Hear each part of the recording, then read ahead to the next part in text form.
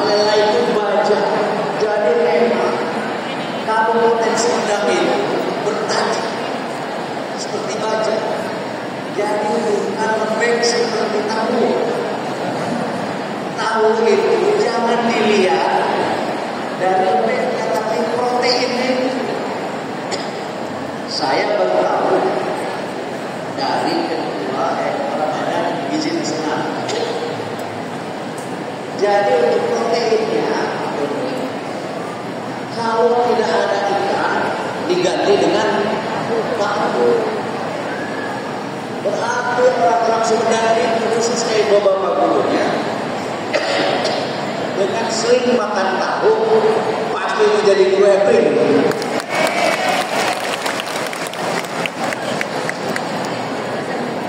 Bapak-bapak ibu yang saya hormati, ada beberapa hal yang ingin saya sampaikan.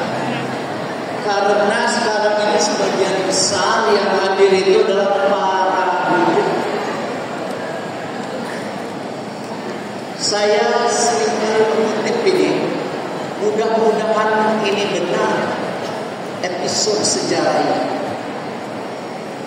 Ketika Jepang hancur, bahwa begitu pasca Perang Dunia Kedua, bangsanya prestasi, hopeless, kehilangan masa depan. Apakah Pak? Apakah? Ada yang menjadikan Kaisar Jepang ketika itu tetap optimis apabila ini dipenuhi ini saat ini.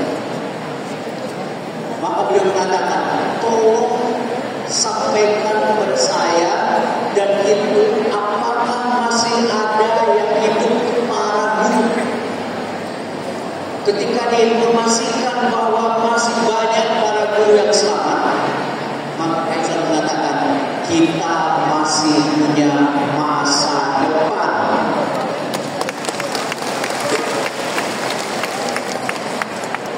Saya tanya kepada salah satu dirjen, berapa jumlah guru di Indonesia?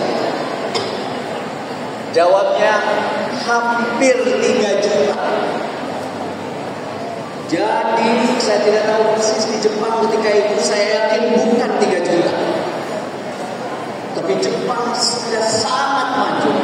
Kita punya modal 3 juta guru. Maka kemajuan pasti di depan kita di tangan 3 juta guru ebrik.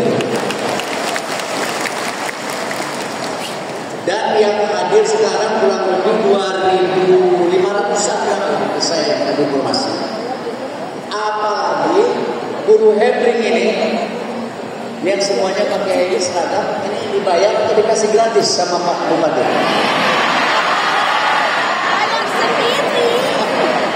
Bayar katanya. Berarti Pak Doni sudah sejahtera itu. Akan lebih bagus kalau disejahterakan lagi.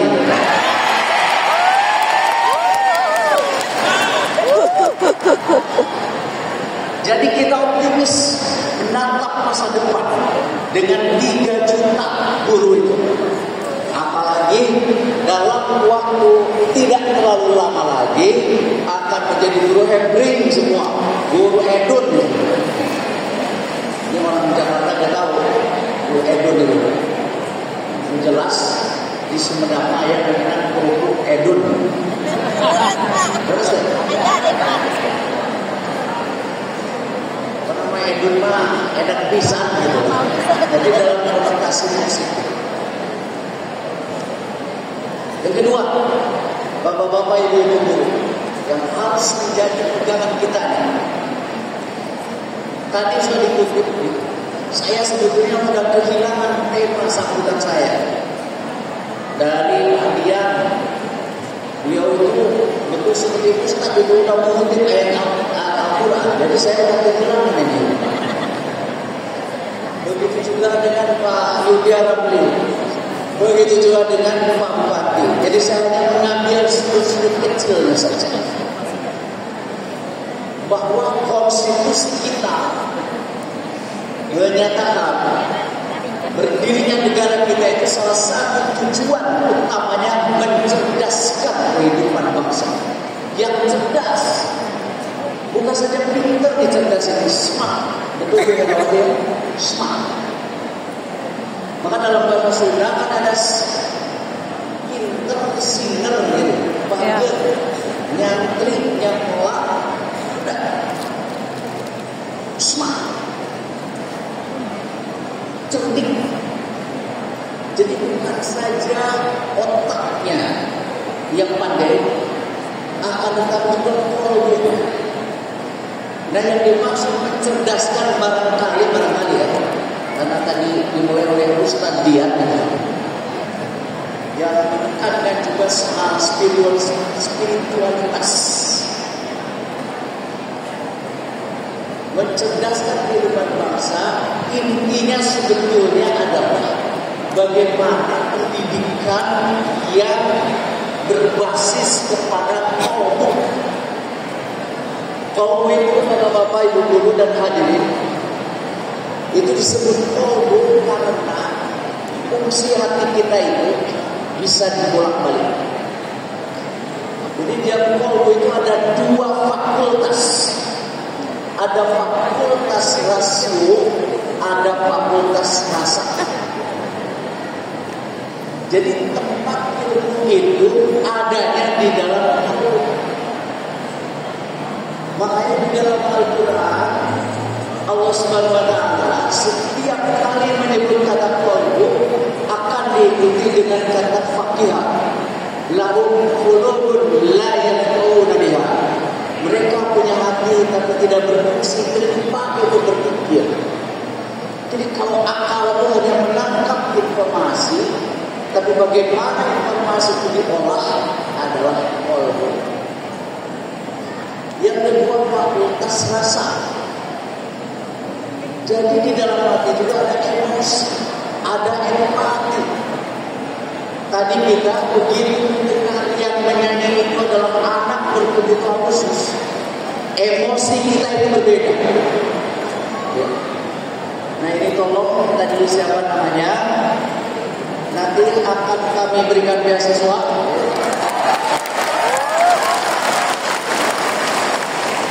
Nanti ini tenaga ahli diurus ya, beasiswanya beliau baru kelas dia kelas 5 ya kalau salah.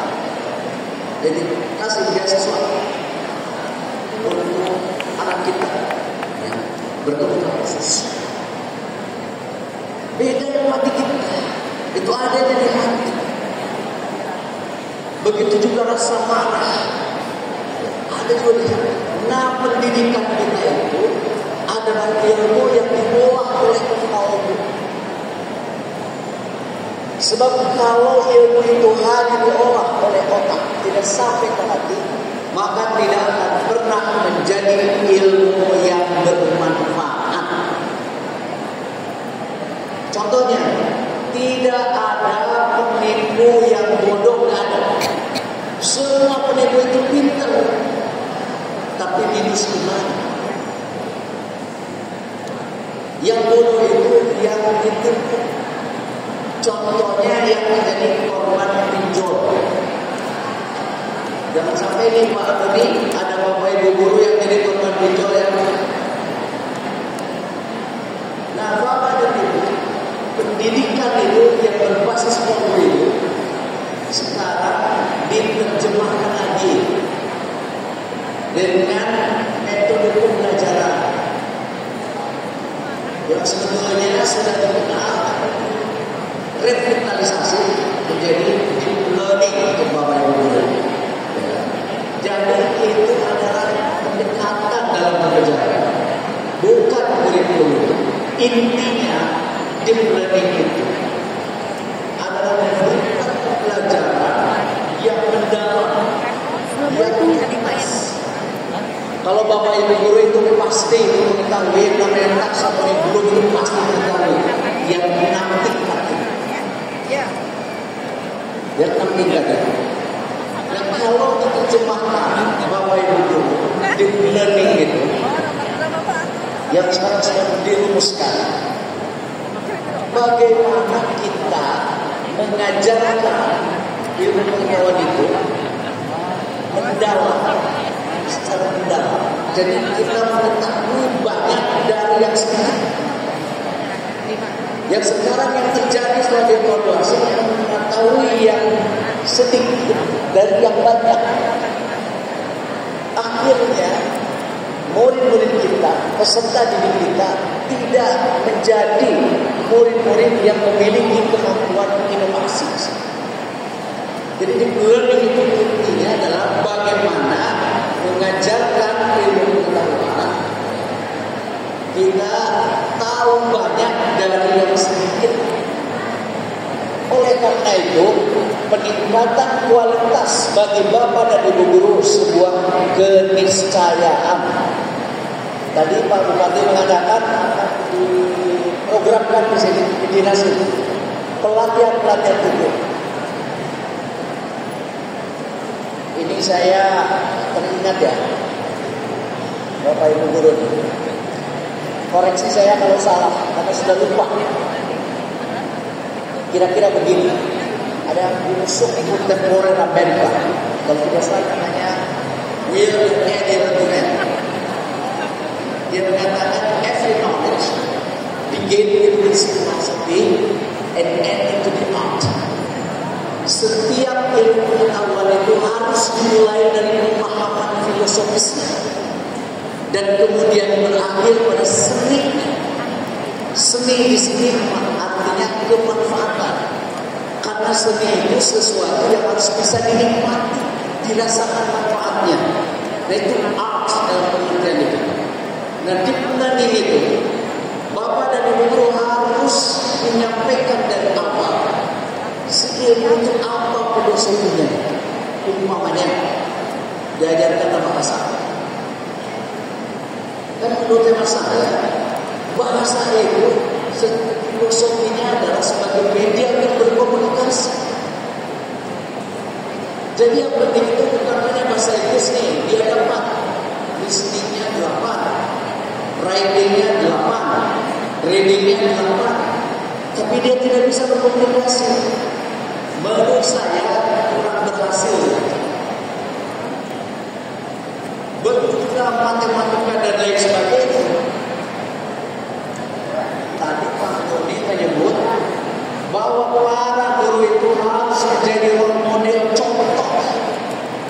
Biasanya kalau kita sudah menjadi contoh, kita itu sudah mengetahui apa yang kita ajarkan, apa yang kita sampaikan. Maka penjelasan yang paling baik itu adalah penjelasan.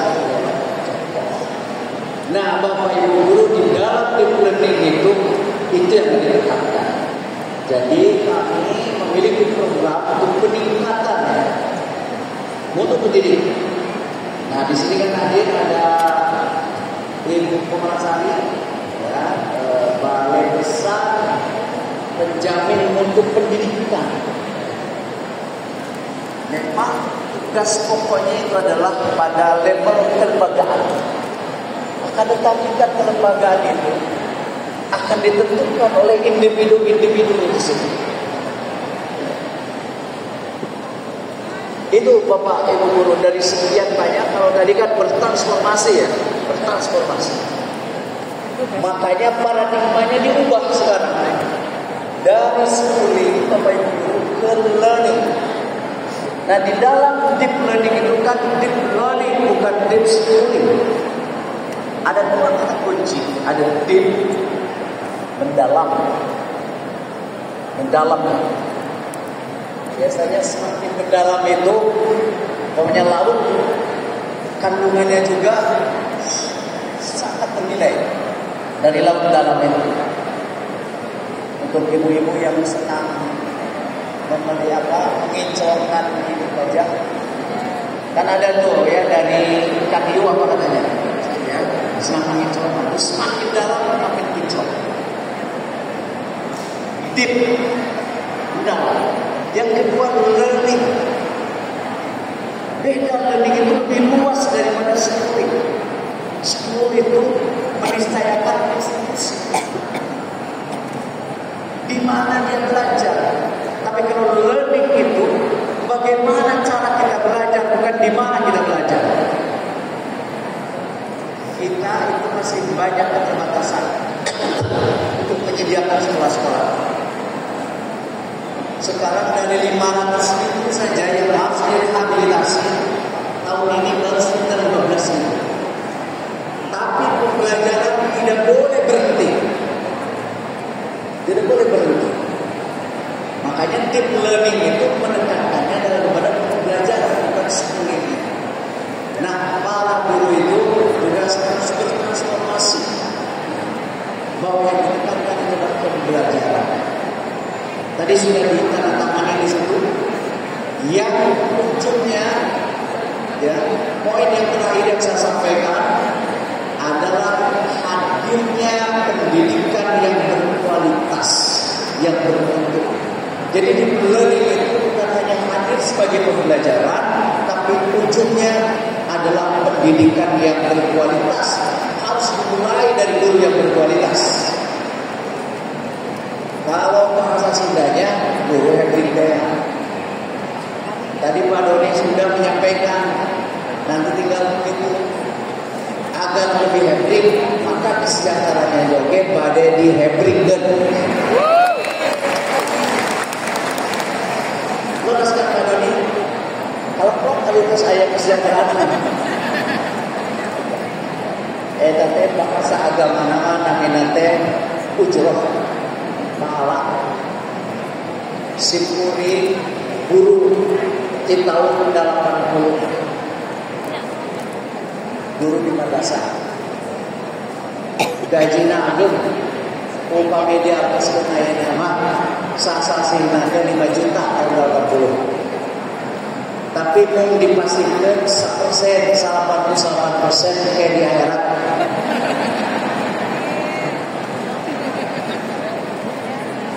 Dan Bapak Ibu guru insya Allah sadayana oke bakal bersurga. Amin. Amin ya rabbal alamin. Sabab di rumah akan anu bakal maulid. Ya. Menjadi nama jariah di antaranya teh ilmu anu manfaat alim yurida ma'ubih. Eta teh mungkin pemimpin ngalangunan jasa Bapak Ibu. Jadi kemuanya gaji ayeuna Bapak Ibu udah acan 50 juta oke. Tapi dari 98% nama terus aya di akhirat. Simpuliknya sami dosen. Pamali dan remo cina eta tukirna acan dibayar tersopan 5 tahun. Jadi uang tukir dibayar teh simpulikna aya terus sejajar dosen deui. Nyari doe kumaha teu nasib harus gitu. Jadi insya Allah Bapak Ibu guru itu memiliki penghormatan yang luar biasa. Jadi ujungnya Bapak Ibu guru dalam transformasi pendidikan ini adalah hadirnya pendidikan yang bermutu, yang berkualitas. Itulah amanat undang-undang. Jadi sekali lagi kita wujudkan transformasi pendidikan nasional ini untuk menghadirkan pendidikan yang bermutu, yang berkualitas. Dan itu tidak bisa hadir apabila tidak ditopang oleh guru yang berkualitas. Guru yang berkualitas itu antara lain adalah pengetahuannya, substansi dari yang diajarkannya, metode pembelajarannya, dan tentunya juga adalah ujungnya kesejahteraan. Itu akan terus diperjuangkannya. Jadi terakhir, karena saya tadi menyebut kampus saya, Pak Doni, saya jadi dosen ini tahun 93. Jadi sudah 32 tahun. Saya dulu mengambil SK tahun 93 di gedung C ya, yang sekjen sekarang itu. Gedung C itu kesana tahun 93. Sana ngambil SK. Yang kedua ke gedung C itu tahun 2000. Saya pulang dari Australia, lapor pengaktifan kembali. Yang ketiga tahun 2004 kemarin bulan Desember saya berkunjung ke lantai berapa? Ke lantai 2. Lihat ruangan Ibu Sekjen. Itu 3 kali. Tahun 93. Yang pertama kali ke gedung kementerian itu tahun 86 Pak Doni. Saya ketua senat mahasiswa angkatan 94. Mendemo Menteri Pendidikan Profesor Padasan. Ayo masuk. Ya. Beliau kan sampai berapa ya? Aturan. Tidak boleh ada merokok kecuali saya. Itu tahun 88 saya pertama kali masuk ke gedung A. Yang kedua kemarin habis pelantikan masuk ke situ. 88. Oh ini dulu gedung yang saya demo gitu ya. Wah jangan-jangan nanti saya sebentar lagi akan di demo. Dakwanya. Makanya kalau ada saya yang menghadapinya. Karena demo itu untuk berjaya. Dulu ketika saya menjadi dosen diberi nasihat khusus oleh guru saya, guru saya, Profesor Mokhtar Sumatmaja. Guru, ingat ya pada yang kalian, yang pertama-tama harus kalian camkan sebagai guru, sebagai dosen adalah what to teach. Apa yang akan kalian ajarkan? Jadi penguasaan terhadap substansi. Baru how to teach. Bagaimana cara mengajarkan? Sebab kalau kita sudah menguasai substansi, dia akan berpikir metode apa yang paling tepat. Tapi kalau dibalik, kita tahu metodenya, tapi tidak menguasai substansinya, terus mau mengajarkan apa? Nah, deep learning itu tidak mungkin bisa tercapai kalau what to teach-nya tidak betul-betul. Itu 32 tahun yang lalu ketika saya jadi dosen dengan gaji pokok Pak Yudia 112.000 dibayar 80%. Makanya setelah keluar SK saya berani menikah. Tapi tidak dibiarkan SK-nya karena takut bisnis saya tidak jadi. Karena gaji pokoknya 112.000 dibayar 60%. Baru setelah anakku 10 bayar 100% plus berasnya waktu. Tapi alhamdulillah betul-betul saya sendiri saya kelas sebagai guru dan berusaha meningkatkan what to teach it. Saya pegang amanat dari Profesor Mokhtar itu. Sekarang saya harus segera sekolah lakosa. Dulu saya sempat kuliah juga Pak Doni di IAIN 6 semester. Jurusannya tidak ada kaitannya dengan tafsir hadis jurusannya. IAIN tafsir hadis itu. Makanya sekarang jadi mubalik dikit-dikit. Sudah 30 tahun. Bapak Ibu PKMRI, ingat yang transformasi pendidikan adalah untuk menghadirkan pendidikan yang bermutu yang hanya bisa dihadirkan oleh guru-guru yang bermutu, oleh guru-guru yang hybrid, dan salah satunya sebagian kecilnya dari 3 juta itu hadir di sini, guru hybrid itu. Insya Allah. Karena tidak ada partai Pak Doni, jadi saya tidak akan menutup dengan partai. Kayaknya 2 syarat yang belum saya penuhi saya sebagai pejabat, yaitu membuat pantun dan menyanyi. Kalau Pak Menteri jago nyanyi Pak Menteri itu, saya minta Pak Menteri nanti nyanyi dangdut sama di Roma.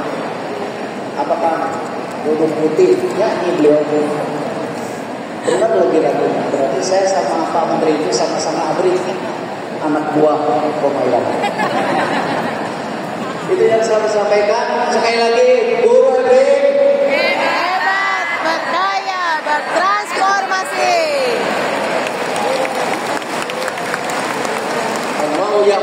Sayyidina ila mati khairul Islam wal muslimin. Billahi bisa dirham. Wassalamualaikum warahmatullahi wabarakatuh.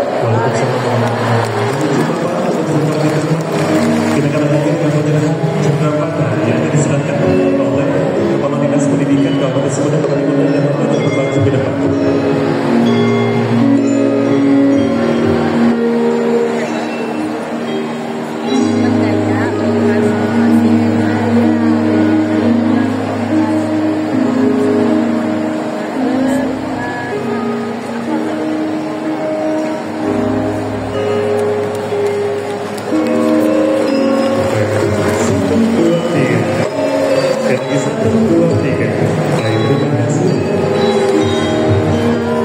Dan selanjutnya kita lanjutkan dengan foto bersama terlebih dahulu bersama seluruh hadirin. Kami undang untuk dapat berdiri di tempat masing-masing dan nanti setelah foto bersama mohon izin kita akan lanjutkan dengan prosesi senam anak Indonesia hebat dan dilanjutkan dengan talk show begitu ya. Jadi kami persilakan Bapak Ibu juga berdiri di tempat masing-masing.